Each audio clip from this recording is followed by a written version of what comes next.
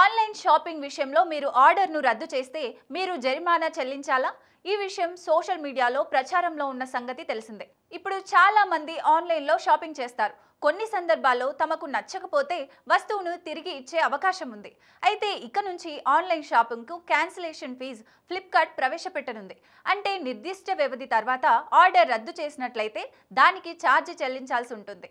E commerce సంస్థ Flipkart ఇక నుంచి ₹20 వసూలు చేస్తుందని సోషల్ మీడియాలో ప్రచారం జరుగుతోంది. అయితే అసలు నిజాన్ని ఫ్లిప్కార్ట్ సంస్థ అందరికీ తెలియజేసింది.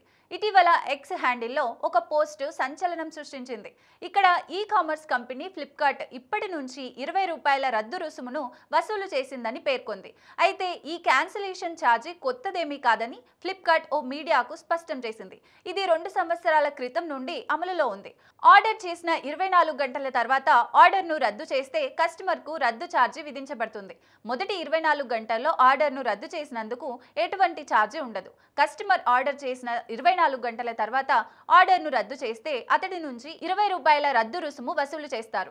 ఎందుకంటే అమ్మకందారులు చాలా నష్టాలను చవిచూడాల్సి వస్తుంది. అందుకే విక్రేత కస్టమర్ మధ్య మంచి సంబంధాన్ని కొనసాగించడానికి ఫ్లిప్కార్ట్ ఇలా చేస్తోంది. ఏదైనా అనవసరమైన ఛార్జీలు లేదా రుసుములను నివారించడానికి ఆర్డర్ను రద్దు చేసే ముందు అన్ని నిబంధనలు, షరతులను చదవాలి.